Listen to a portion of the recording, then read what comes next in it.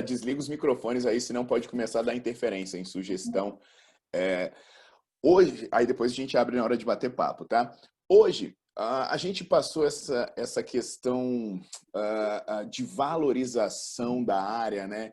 E aí a gente percebeu o tanto que a gente poderia ser parte de uma solução e acabou virando parte do problema. Você vê aquelas campanhas, né? A ciência está sendo valorizada, o profissional de saúde está sendo valorizado. Ah, mas profissional de educação física não é nada disso. Ninguém lembrou da gente, velho. Ninguém lembrou da gente. O tanto que a gente é importante, ninguém lembrou o tanto que a gente pode ajudar na saúde das pessoas, o tanto que nosso trabalho é valioso. Ninguém lembrou. Na verdade, as pessoas... cara, eu estou sabendo de personal que está dando aula na rua e vem polícia mandar o cara voltar para casa. Eu estou sabendo de gente dizendo que não vai mais voltar a fazer atividade física. Então, acho que é o momento da gente se posicionar. Então, a gente, como equipe, já vai começar a falar grosso e começar a dizer assim, ó, olha aqui, a gente é importante pra caramba. E se você está com medo agora, é porque você não encontrou alguém como a gente antes ou porque você não tem alguém como a gente por perto de você nesse momento. E aí, de maneira genérica, né, a gente pode dizer o seguinte, por que que você deveria ter nos encontrado antes? Porque se você já estivesse fazendo atividade física orientada, eu já poderia dizer que você teria 1/3 a menos de chance de morrer de uma doença cardiovascular. Ah, você tem problemas, né, cardiovasculares, tem fragilidade arterial? Tem. Cara, se você tivesse uma boa capacidade física, o seu risco é 44% menor. A segunda principal causa de morte do nosso país é o câncer. E pessoas fisicamente ativas chegam a ter 50% menor risco de morrer de câncer. E aí, diabetes. O Brasil é o 4º país do mundo com a maior quantidade de diabéticos. O Brasil ganha em quantidade de diabéticos de países que têm muito mais obesos que o Brasil, fruto da nossa herança genética, maus hábitos. Mas a real, cara, é que 60% dos brasileiros têm problema em controlar sua glicemia. E depois dos 35 anos, a gente encontra diabetes aí em 20, 30% das pessoas. Então, assim, só de ter bons hábitos, fazer atividade física, o risco de morrer de diabetes cai 57%. E aí, se a gente passar por transtornos de humor, 30% menos risco de desenvolver depressão se a pessoa for ativa, ou 30% mais risco se a pessoa for inativa. E aí, qual é a pegadinha da história? Hoje, todo mundo chega e fala, mas quem está morrendo de Covid é hipertenso, quem está morrendo de Covid é obeso, quem está morrendo de Covid é diabético.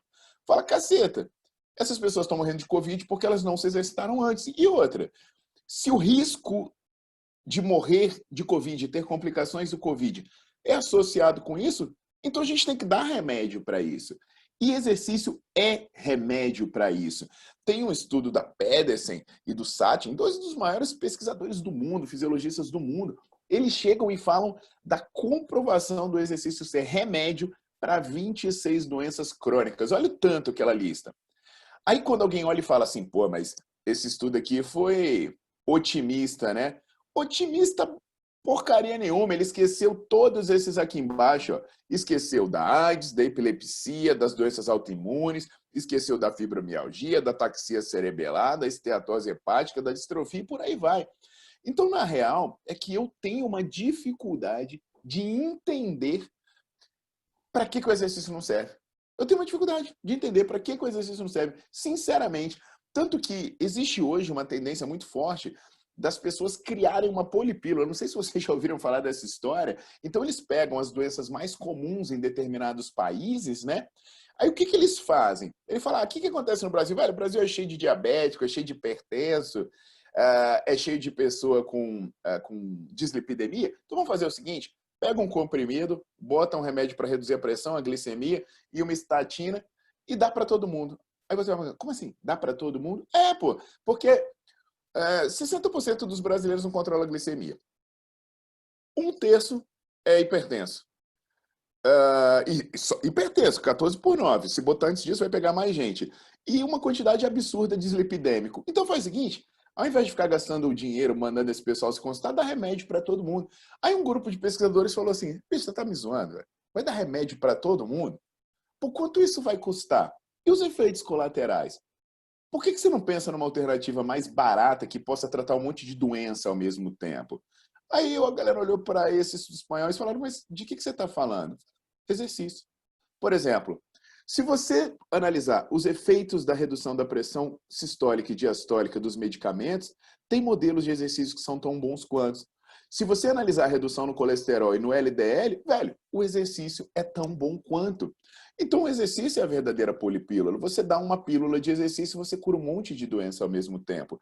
Por exemplo, hoje eu sou do comitê científico de um dos centros de referência de tratamento de hipertensão, a Liga de Hipertensão Arterial de Goiânia. Eu já vi que o Quirino tá aí, ele conhece bem o trabalho, né? Pô, os caras publicam na Lancet, velho. E eu sou um dos caras do comitê científico. O grupo, os 8 principais pesquisadores do grupo se reuniram. E o exercício é essencial. Olha só, esse estudo do British Journal of Sports Medicine, né, o principal fator de impacto da medicina desportiva, o cara pegou quase 400 artigos. E o que ele queria saber? Como eu comparo o exercício com remédio para hipertensão arterial? Olha só, se você pegasse todos os participantes, o remédio baixava mais a pressão do que o exercício. Tá vendo aqui? 8,8 com... Aí você fala, ah, calma aí, Paulo, o remédio foi superior. Não, pera lá, tem 2 probleminhas. Primeiro, todos os exercícios foram colocados no mesmo bolo, mas se você analisar o exercício isométrico, a combinação de aeróbio e musculação, eles já ficam igual ao remédio. E um detalhe essencial, a questão é que tinha estudo que tinha normotenso. E o exercício ele só funciona para quem precisa. É um remédio tão inteligente, velho, que se você der o exercício para a pessoa que tem a pressão baixa, ele não baixa a pressão. Ele só baixa a pressão de que tem pressão alta. Então, se você analisar apenas os hipertensos, olha que coisa maravilhosa, que é o quadradinho, a bolinha branca, o exercício ele é igual ao remédio. O exercício só é pior que o remédio para quem não tem pressão alta. Então, o exercício ainda é lindo. Porque qual é o problema do remédio? Se você estiver tomando remédio para hipertensão e sua pressão começar a baixar, como o exercício não é muito, como o remédio não é muito inteligente, ele derruba sua pressão mais ainda e a pessoa começa a ficar tonta, tomar tombo na rua, tem uma série de dificuldades. Deixa eu só ver isso aqui. Então, tá tudo ok aí, né? Então, todo mundo me ouvindo bem? É porque eu vi o chat pipocar, mas eu acho que tá Tudo todo mundo me certo, ouvindo. Paulo. Tudo Ah, certo. beleza. Ah, então maravilha. Então, galera, o exercício é um remédio, ainda é um remédio inteligente. E olha só que maravilha a inteligência do exercício, né? Por isso que a gente vai se preparar para prescrever a coisa certa. Por isso a gente é diferente dos demais. Porque não é qualquer remédio. Olha só, o exercício ele é um remédio que deve ser selecionado. Ó, se você considerar todas as categorias de pressão, é a bolinha preta, a pressão acima de 30 é a bolinha cinza, acima de 140 é a bolinha branca, e o hipertenso mais lascado aqui é essa bolinha. Olha só o remédio, vamos olhar daqui para baixo. Você dá o remédio, ele diminui todo mundo igual, tá vendo? Aí você dá o exercício, olha que coisa louca, velho. O exercício reduz a pressão nos mais doentes. Então, se você pegar a combinação de aeróbio e musculação, por exemplo, o exercício tem um baita efeito em quem é mais hipertenso. Então a pessoa fala, não, mas a pessoa é muito hipertensa. Ah, essa é a que mais vai se beneficiar do exercício. Inclusive, para essa galera que é mais hipertensa, tá vendo? A combinação de exercício é melhor do que qualquer medicamento que existe. Então, vocês podem bater no peito e dizer, eu tenho o melhor remédio para hipertensão de todas. E aí você ainda pode brincar que o seu remédio tem o melhor efeito colateral de todas. Porque se eu der remédio para controlar a pressão arterial, tem remédio que dá fadiga, tem remédio que dá problemas renais, tem remédio que dá um monte de coisa. Aí o que acontece? O exercício tem um efeito colateral chato no hipertenso, que é aumentar a capacidade física. E de que o hipertenso morre? De baixa capacidade física, porque o hipertenso vai levantar uma cadeira, desemperrar uma porta, subir uma escada. Por ele ter baixa capacidade física, ele tem um pico pressórico e ele tem um treco ali. Aí o exercício, além de controlar a pressão arterial, ele ainda faz a pessoa ganhar força. Aí ele sobe escada sem ter um treco. Inclusive, pessoal, o efeito do exercício no controle da mortalidade, ele independe até mesmo de baixar a pressão arterial ou não. Então, olha que coisa louca. Mesmo que o exercício não baixasse a pressão do hipertenso, ele ainda fazia com que ele morresse menos.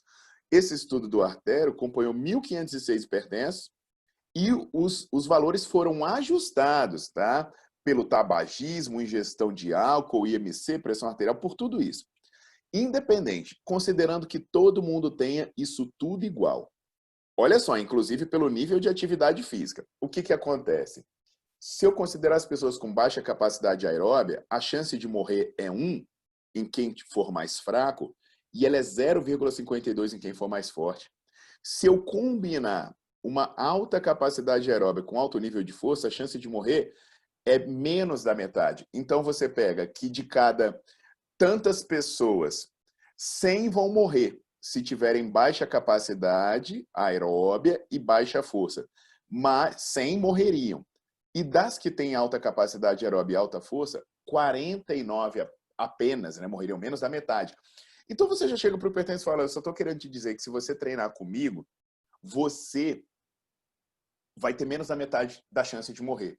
Aí ele fala, por que treinar com você? Por isso aqui, ó.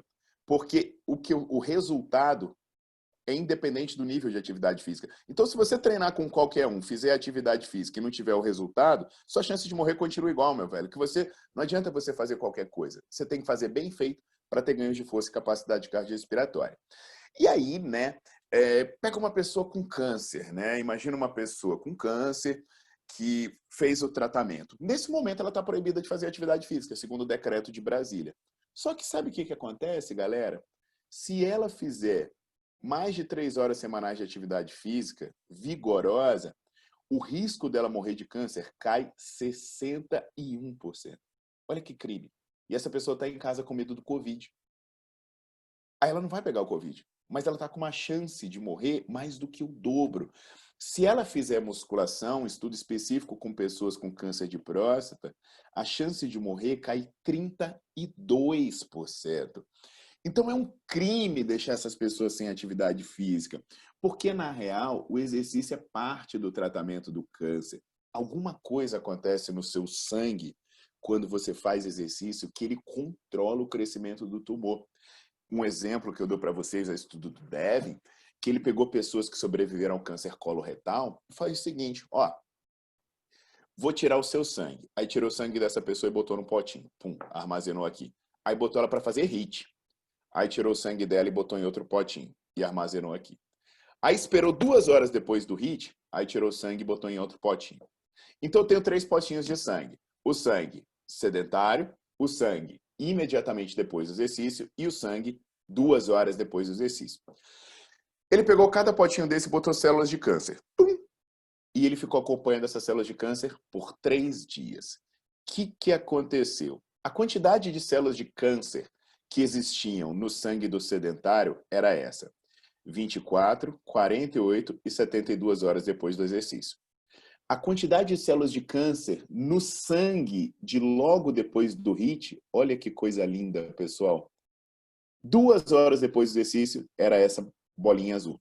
Ou seja, quando uma pessoa faz exercício, existe diminuição da proliferação das células cancerígenas. Sabe o que está acontecendo com uma pessoa que já está sendo tratada por câncer e está sedentária? As células estão se proliferando mais rápido.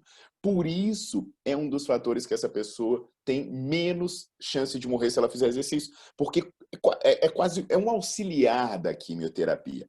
E aí, alguém fala, Paulo, mas que bobagem, é um período agora de pandemia, né? A pessoa vai ficar sedentária aqui 4 meses e depois volta. Bobagem? Tumor crescendo por 4 meses? Funcionalidade sendo perdida por 4 meses? Ah, isso não é bobagem, não. Esse estudo daqui, ele pegou 240 mulheres com câncer de mama que iam fazer quimioterapia. O que ele fez? Meteu o exercício 3 dias depois da primeira sessão de quimio. Não tem essa não. Vai começar a quimio, só espera passar o mal-estar, toma-lhe exercício. E aí, ele acompanha essas pessoas por 1 ano. O que interessa aqui? Nesse ano subsequente, quem fez essa atividade física só durante a quimio, não precisou continuar depois não, para ver como é que a quimio é um momento crucial. As folgas no ano, durante 12 meses, as folgas devido ao adoecimento no trabalho eram 5,9% em quem combinou o HIIT aeróbio. No grupo controle, era 31%. 91% das pessoas que fizeram exercício depois da terceira sessão de químio, elas voltaram a trabalhar normalmente. Isso foi 69% no grupo controle. Então, além de apenas 69% delas voltarem a trabalhar, 31% faltavam ao trabalho porque adoeciam. Enquanto em quem fez exercício começou na terceira sessão depois da quimioterapia, 91% voltou a produzir e 5,9% de abstenção no trabalho por problema de saúde. Você quer me dizer que eu posso esperar? Cara, eu não posso. Essas pessoas precisam muito se exercitar. E o idoso, cara, idoso parado é criminoso. O que acontece quando a gente envelhece? A gente começa a ter uma menor função de síntese proteica, a gente começa a ter perda neuromuscular. E aí a primeira coisa que a gente percebe é uma queda absurda na espessura muscular, tanto do abdômen, aqui em mulheres e aqui em homens, quanto do quadríceps. Cara, perder musculatura do abdômen e do quadríceps é a musculatura que te faz levantar da cama, a musculatura que te faz levantar da cadeira. Se você pegar uma ressonância de um quadríceps de um homem de 25 anos, olha aqui, cara, e pega o de um homem de 81 anos, a massa muscular foi embora. E aí o que a gente sabe? O exercício resgata esse fenótipo. E por que o exercício precisa resgatar esse fenótipo? Uma pessoa que tem essa quantidade de músculo, ela vai andar, andar é fácil para ela. Agora, uma pessoa que tem essa quantidade de músculo, ela vai andar, velho, cada passada é 80% de um RM. Então, como eu tenho muito músculo, eu preciso usar pouco dele. E como aqui se tem pouco músculo, qualquer coisinha que você vai fazer, você usa praticamente todas as suas fibras. Um exemplo do que eu quero dizer para você. A quantidade de fibras que um jovem precisa usar para pegar um objeto do chão, do vaso lateral, reto femoral e bíceps femoral. Olha o idoso. Olha a quantidade de fibras que o idoso precisa para sentar nos calcanhares. Ele usa quase 80% das fibras do vaso lateral, não sobra nada para ele. Por isso que ele entra em fadiga, levantando da cadeira, fazendo coisas simples. Então, turma, idoso não pode ficar parado, porque idoso parado é perda grave. Então, nesse momento, eu fiquei indignado que a resolução de Brasília falou assim, idoso não pode voltar para a academia. Falei, cara, vocês têm noção do erro que é isso? Olha só, quando uma pessoa para de treinar e ela tem menos de 65 anos, isso é o que ela perde de força. 0,3 tamanho efeito. Se ela tem mais de 65 anos, ela perde quase 0,8. Então, uma pessoa idosa parando de treinar, ela perde mais do que o dobro de uma que não é idosa. Eu não estou nem comparando idoso com jovem. Eu estou dizendo passou da linha dos 65 que está antes da linha dos 65. Na potência, também é mais do que o dobro. E na força submáxima, né, a carga de 6 a 10 RM, isso chega perto do dobro. Então, idoso parado é crime. Nesse momento, os idosos que estão deixando de treinar, eles precisam de vocês. Você precisa falar isso para os filhos, para os pais, se comunicar com eles e dizer, oh, esse senhor que está parado aí, tudo bem, ele não quer voltar para a academia, então eu tenho a solução. Então, repara o tanto de gente que vocês têm que abordar. Vocês têm que conversar com hipertenso, vocês têm que conversar com diabético, pessoas em tratamento de câncer, idosos. Sabe quantas pessoas se apresentam para essa população? Ninguém. Ninguém chega no médico e mostra dado objetivo, ninguém chega e diz, olha, eu tenho a solução para isso. Então, a gente tem que começar a se imbuir dessa missão.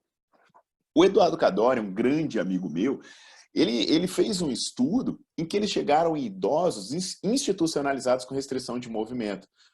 Cara, é feio isso, né? Mas sabe o que acontece? Os idosos chegam no nível de demência que eles ficam amarrados na cama. Amarrados.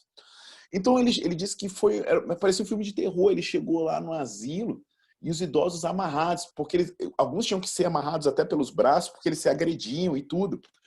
E aí eles já estavam num quadro avançado e falou, velho, o que a gente vai fazer com essas pessoas? E aí o Mickey, o esquerdo, falou, a gente vai fazer exercício. E aí o programa envolveu 4 semanas de caminhada com exercício de propriocepção e cognição. Depois ele envolveu 4 semanas de musculação, carga baixa, 20 a 50% de RM, velocidade alta. E aí depois 24 semanas de destreino. O que aconteceu? Se você avaliar a velocidade da caminhada de 5 metros, ela aumentou. E olha o que aconteceu aqui. Ela ficou bem. Mesmo idosos frágeis, institucionalizados, com restrição de movimento, resgatou-se a funcionalidade. Aí, houve uma perda severa nos 6 meses seguintes. Olha o tempo que eles levavam para levantar da cadeira e dar a volta num cone. Diminuiu. E quando eles pararam de treinar, olha o tanto que eles perderam. A mesma coisa, galera, para força de extensão de joelho, de extensão de quadril e preensão manual. Eles ganhavam muito enquanto treinavam e perdiam absurdamente. Então, o que a gente percebe? Que mesmo o idoso mais frágil, com as maiores restrições, ele tem muito resultado se ele treinar. Mas ele tem muita perda se ele parar. E qual foi a consequência mais danosa desse estudo? é que com 6 meses de interrupção, dos 16 participantes do estudo, 6 morreram. Então, na verdade, é uma comunicação que vocês têm que levar para essas pessoas. A diferença entre o trabalho de vocês é a diferença entre a vida e a morte. Agora mais do que nunca. Nesse momento de pandemia, as pessoas estão se tornando muito sedentárias. E as coisas vão para coisas não tangíveis, como o humor. Pô, quantas pessoas vocês não conhecem que estão pirando? Esses dias, um colega de Goiânia, né? Tem gente de Goiânia aí vai saber disso. Pô, um colega de Goiânia morreu de overdose, cara. Um personal, professor de educação física. Então tem gente se matando, tem gente em quadros graves. E a gente fez um estudo com o pessoal da Uni Araguaia e foi uma entrevista com 1.154 pessoas e nelas a inatividade física subiu de 30% para 54,15%. Ou seja, 80% de aumento. Grave esse número, 80% do aumento de inatividade. E o que a gente percebeu claramente? Que entre as pessoas inativas, existia mais da metade estava ansiosa, 60% estressado e 70% deprimido. Para você ter ideia, a prevalência de depressão ela aumentava 136% nas mulheres inativas em comparação com as mulheres ativas. Então, essas pessoas que estão em casa, tristes e deprimidas, elas precisam fazer atividade física. Inclusive, isso é um dos motivos pelo qual os idosos e as pessoas com doenças crônicas precisam fazer. Porque a prevalência de depressão é aumentada nesses grupos. A doença mental mais comum do idoso não é Alzheimer, é a depressão. Então, quem convive com pessoas idosas sabe disso. Tem gente que se pergunta como é que estão as coisas. Cara, nunca diz que está bem, nunca dá um sorriso. Na verdade, tem pessoas que vão até dizer para você, meu filho, eu não vejo a hora de ir embora. Então, é uma coisa que a gente pode ajudar também. E a gente deve se posicionar. Ah, Paulo, mas e o medo de adoecer? As pessoas têm medo de adoecer, o vírus está por aí. Cara, é por isso que elas têm que fazer exercício. O exercício traz um negócio chamado imunovigilância, que é o fortalecimento da sua imunidade, principalmente pelo aumento da quantidade e melhoração dos neutrófilos, que combatem os patógenos no sangue, os monócitos, que são derivados ali na sua medula e fazem regeneração celular, tem uma atividade inflamatória no combate também nos tecidos. Pô, as células T, velho, as células T citotóxicas são quem matam os agressores. E as células NK, as natural killers, que inclusive também matam tumores. E some-se tudo isso ao efeito anti-inflamatório do exercício. Cara, o exercício vai diminuir sua chance de adoecer. Então, o que a gente sabe? Que se eu pegar pessoas, e cara, esse estudo envolveu pessoas até 85 anos, a quantidade de dias doentes, né, com infecção de trato respiratório superior, ela cai 46% em pessoas de alta capacidade física em comparação com baixa. A quantidade de dias doentes, ela cai 43% quando se compara pessoas que treinam com alta frequência do que com baixa frequência. Aí vem a questão, mas eu ouvi que o exercício também pode enfraquecer a imunidade. Se for mal feito. Por isso você precisa da gente. Porque se você sair na rua correndo, andando, igual um doido, contratar um profissional que não tenha conhecimento, pode ser que o seu risco de adoecer realmente aumente. Então, eu estou te falando que é possível o exercício diminuir sua chance de adoecer. Mas é possível se você for bem acompanhado. Mas é idoso, será que vale a pena o idoso começar a fazer exercício agora? Ou se vale? Esse estudo do David Niemann, ele foi feito no outono e no inverno americano, que é quando o tempo esfria, fica mais seco e as pessoas começam a adoecer. Se você pegasse uma idosa sedentária, 50% delas adoeciam, ou seja, metade dos idosos adoecem na época de outono e inverno, nesse local frio. Tá. E se elas começassem a fazer exercício quando começasse o outono, ou seja, começassem a se exercitar logo no período de adoecimento? Só 21% delas adoeciam. Agora, qual é a melhor parte? Se elas já tivessem uma boa capacidade física, ou seja, se elas já viessem se exercitando mesmo antes, só 8% adoece. Então, você quer dar um remédio para o seu avô não ficar doente? Aumenta a capacidade física dele. Mas e agora, nesse momento? nesse momento, só dele começar, o risco dele ficar doente cai pela metade. Então, galera, é muito importante fazer atividade física. E o problema, sabe o que é? Que nego não tá fazendo atividade física. O nego tá vendo live. Tá vendo Netflix, né? Se ainda fosse o Nerdflix, tudo bem, mas é o Netflix. Pô, a galera tá zerando todas as séries, tá aumentando o tempo de tela. E aí, a gente sabe que é tudo ao contrário do que a gente quer. Inclusive, isso tá gerando um vício que é um hábito péssimo, um péssimo hábito comportamental. E só para deixar um exemplo, né, do que acontece, se a gente comparar a taxa de morte entre as pessoas que veem televisão frequentemente, muito frequentemente, com pessoas que nunca e raramente veem TV, existe um aumento de 44,7% nas chances de morrer em quem assiste TV. Esse é o nosso inimigo, o sofá. Nosso inimigo é esse, cara. Tem uma população imensa aí que está no sofá. E essas pessoas precisam se exercitar e a gente vai ter solução para elas. Lembra que eu mostrei no nosso estudo um aumento de 80% na inatividade? Aí eu falei, grave esse número. Por que eu pedi grave esse número? Porque existe uma estimativa que se o sedentarismo aumentar 50%, as mortes por doenças cardiovasculares no mundo aumentam 2,7 milhões. Só de doenças cardiovasculares. É mais do que o coronavírus matou ou vai matar. Então, na verdade, se as pessoas tivessem que selecionar numericamente uma doença para tratar, seria o sedentarismo. Porque o sedentarismo mata e mata muito. Tanto que o Stephen Black, é um dos grandes epidemiologistas da atividade física, ele fala que se eu tivesse que escolher um fator para combater, eu escolheria o baixo condicionamento físico. Porque se eu combatesse o baixo condicionamento físico, eu ia fazer com que 16 a 17% das pessoas não morressem mais. É mais importante combater o sedentarismo do que combater a hipertensão, do que combater o diabetes, do que combater o colesterol alto, o tabagismo, a obesidade. A obesidade é um problema de saúde, o sedentarismo é pior. A quantidade de anos que você perde de vida tendo baixo condicionamento físico é mais do que você perde tendo obesidade. E sem contar que se eu combater o sedentarismo, eu ainda posso combater tudo isso. E aí você pode pensar, pô, Paulo, mas aí, a galera não tem academia. Que mané, academia é importante pra caramba, mas isso aqui é mais importante que a academia. Esse artigo aqui que eu e Daniel acabamos de ter aceito, olha que maravilha, é o título dele. O treinamento resistido durante a epidemia do coronavírus.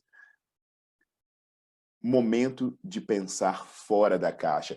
Essas são as soluções que a gente já introduz para isso começar a referendar o seu trabalho, caso você queira oferecer soluções fora de academia. Que a gente já fala que dá para ter resultado treinando com o peso do corpo, com elástico, dá para fazer de tudo, desde que você saiba o que você está fazendo.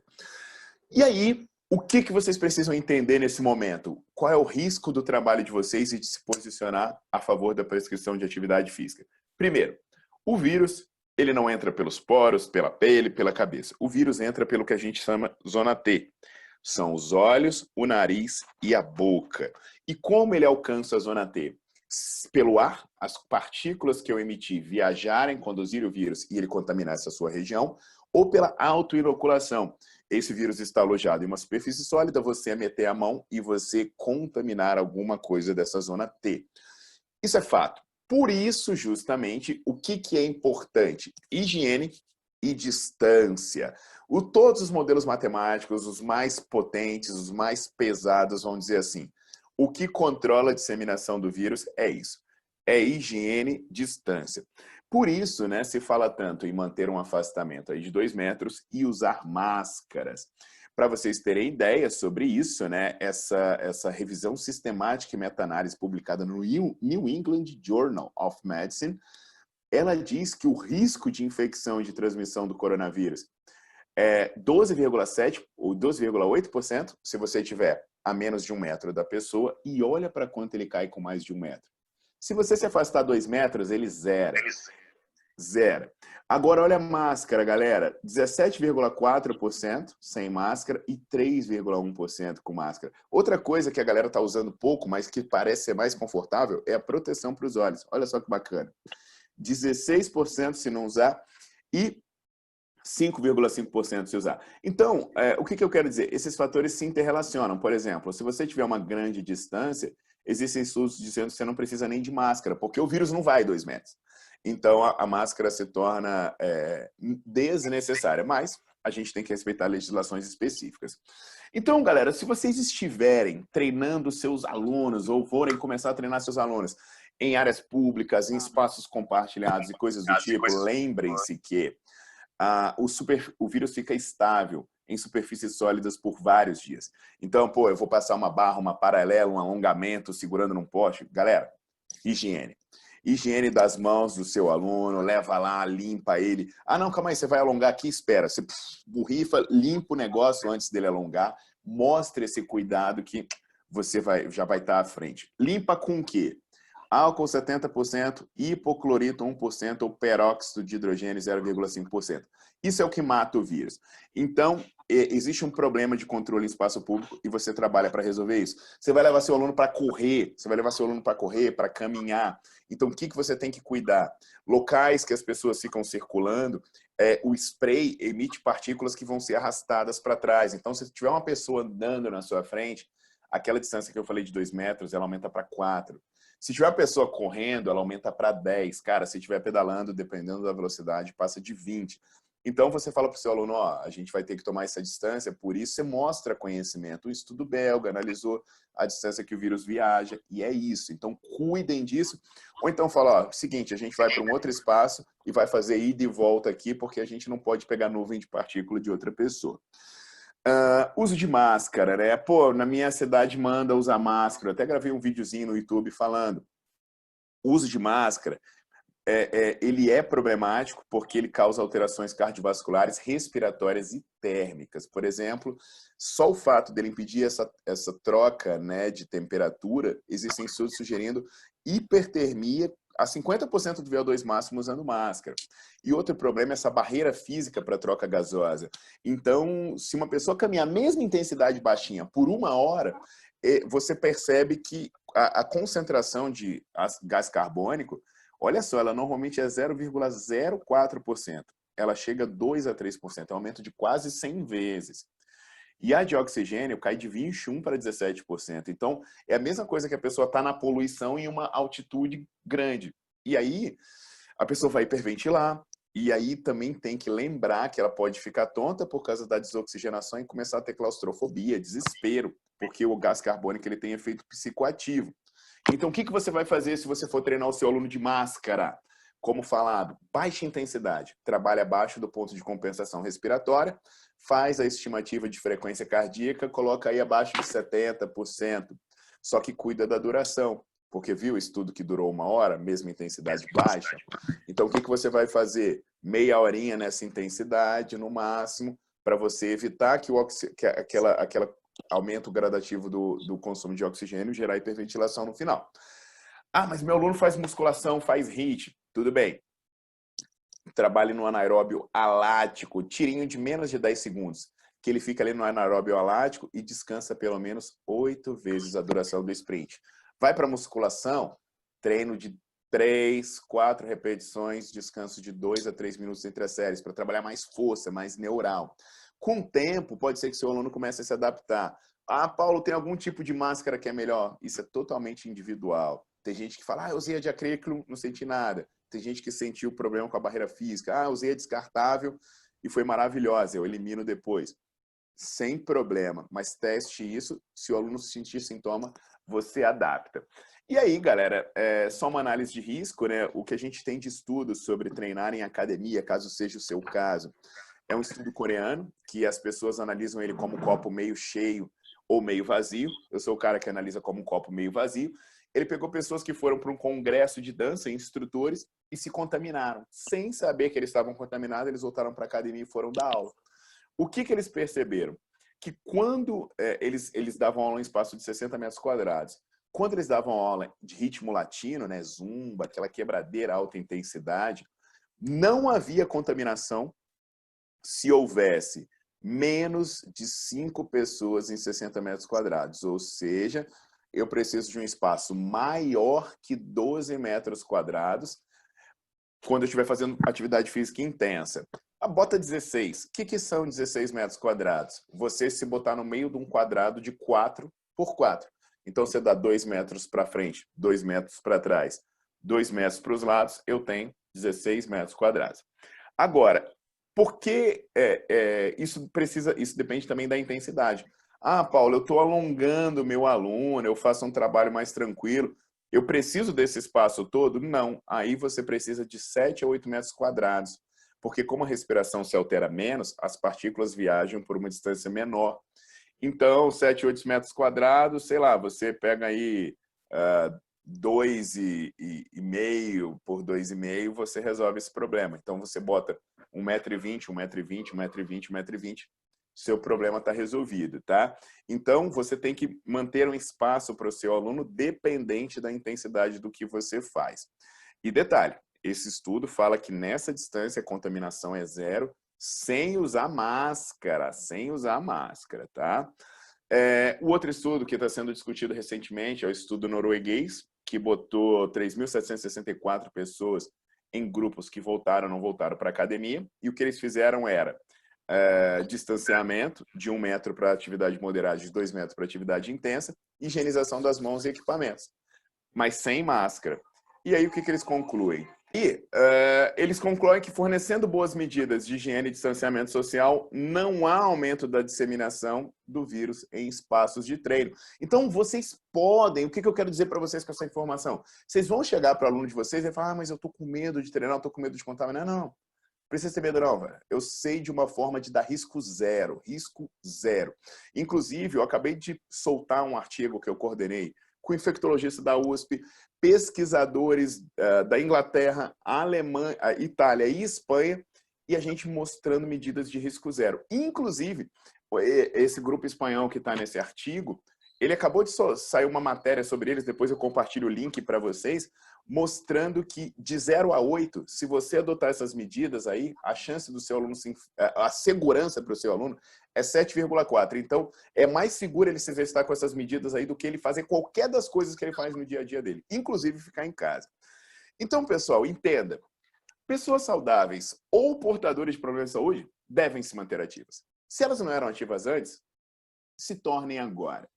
Em espaços específicos ou públicos, você vai observar as normas de distanciamento e higiene. Máscara, se houver legislação específica, usa. E se houver a legislação específica e você tiver que usar, adapte o treino para o sistema fisiológico que vai incomodar menos o seu aluno. O modelo de atividade deve ser adaptado para a situação atual, observando a imunidade, você foge do estresse metabólico e as medidas de proteção. Isso parte, então, do convencimento, saindo da importância e indo para a segurança, que são as duas coisas que o nosso aluno precisa entender. Vai ser importante e vai ser seguro.